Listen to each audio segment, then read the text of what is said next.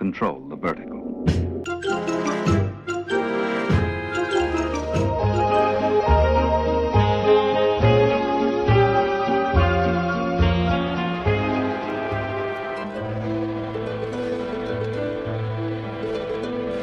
Welcome to Anthologic, the TV anthology podcast.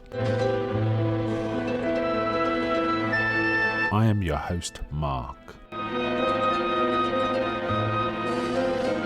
Anthologic is a podcast dedicated to exploring the good, the bad, and the odd of horror, science fiction, and the best of mystery suspense anthology shows and series on TV.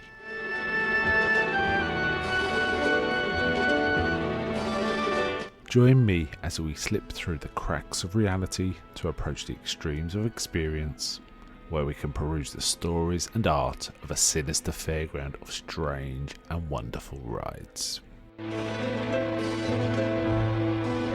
And now we go on to the show that is the focus of this particular episode.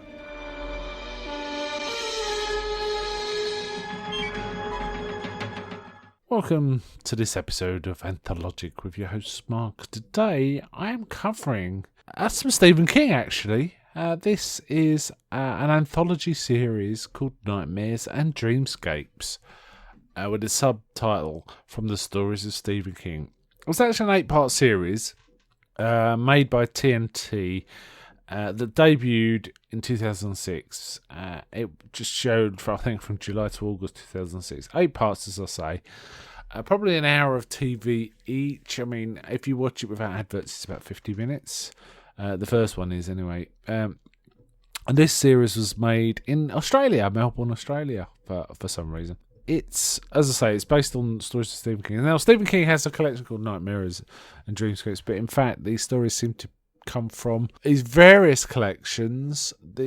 This first one we're going to cover is called Battleground, which I think was originally Night Shift, one of his much earlier collections. It's all about Stephen King. Now, Stephen King's got quite a lot of short stories out there already, so it's got rich ground, and this one was pretty interesting. It was called Battleground. It was written by, or adapted by, Richard Christian Matheson, which is the son of Richard Matheson, the famed writer Richard Matheson. And there's even a few references to his father in the actual programme, which I'll get to. But carrying on a kind of familial tradition, it was directed by Brian Henson, who is the son of Jim Henson from the Muppets. So there was kind of, sons doing stuff in this one. It first aired on July the 12th, 2006, and features William Hurt as the main character, who's a hitman. Bruce Spence, who's probably most famous for being the gyro captain in Mad Max 2, but he's been in various other things. I think he's recently was the voice of Sauron in Lord of the Rings, say, things like that. And it's a curious film. Another person who's in it, which is kind of a bit surprising to see, is Mia Sara, who was big in, I think, the 90s, 80s and 90s. Ferris Bueller's Day Off, for example, Time Cop, stuff like that. She's in it very briefly in one scene. Blink and you miss her kind of thing. But it's essentially a William Hurt piece. This is a one-man piece, really. He plays a hitman who hits a toy maker, who's Bruce Spence, but receives a sort of mysterious package full of toy soldiers, but he seemed to be sentient and start attacking him. Now, he's a hitman, so he could look after himself, but these soldiers appear to be quite the match. I did read the short story in preparation for this. Yeah, it's a pretty decent one. It's kind of short and weird and odd, and kind of just starts with it being in his apartment and staying there, really. And this TV version expanded a little. We actually see the hit that sort of precipitates it, as I say, to a toy maker.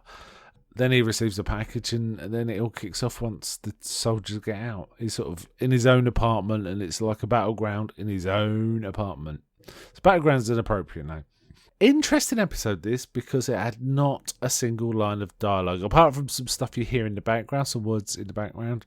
Nobody talks. It's all by gesture. There's some messages sent by phone, so you can, people are communicating with each other, but not by voice.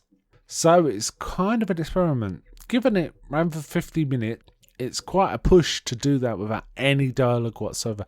But you know what? This was a pretty good episode of TV. I really quite enjoyed it. I was surprised how good it was. William Hurt's, a good actor. He's got real presence. That really helps. And you need someone like that if you're not going to have any dialogue whatsoever. And it's all conveyed by sort of gesture and music. A lot of music in this to sort of indicate the drama. We also find this hitman collects trophies, and at one point from the hit, he's collected a trophy of like a little dancing statuette kind of thing, and the woman sitting next to him sees it on a plane, and you've got to wonder, is she involved? And that was Mia Sarah, actually. But we see various trophies, various hits, and we actually see from the film Trilogy of Terror, which was written by Richard Matheson, the Zuni doll from one of the sections, I think the Amelia section. Everyone knows that weird little doll. We see that up on a stand at one point, which is kind of funny to see. I didn't expect it. And it's fairly brutal. It's bloody. He gets quite badly injured at places. It's graphic. But it's kind of interesting. He never talks. He kind of works out what's going on. He's stomping these soldiers, but they've got all these kind of other stuff. And the CG wasn't bad. The soldiers are presented reasonably well. There's one, they basically sort of get up and start fighting again. It's a bit like watching a malevolent version of the toy soldiers in Toy Story, I guess, but they're a slightly better form than that. And at one point, there's a fleet of helicopters out looking for him as well, and he's kind of trying to make escapes and get around. At one point, he has to go outside the building, and he's in a high rise, so that makes a difference. It's kind of high up and quite dramatic. And the CG wasn't bad at all. And there's basically, he ends up with him kind of fighting one particular soldier who's like this commando type, Rambo kind of type. It's kind of funny watching this little thing trying to touch it. It's a touch of the Gulliver about the whole thing, it's kind of that vibe.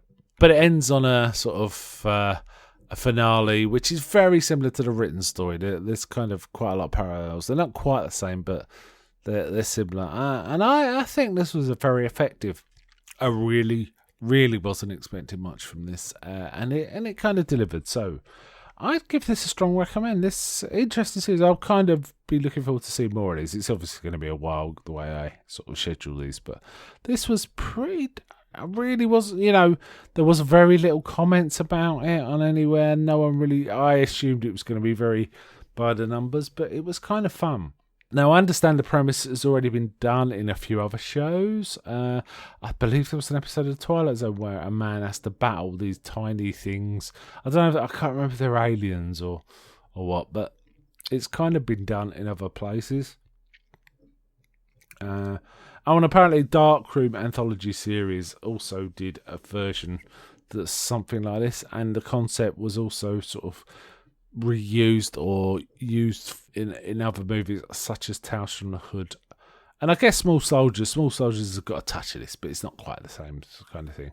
But this is a good one. It's worth tracking down. I believe it's on YouTube, so it's worth a look. As I say, Battleground is the name of this particular episode. It's the first one in the series, Nightmares and Dreamscapes, and it's worth a look. So I'd say this is a strong recommend from me. So bye from me, and until next time, is anybody out there?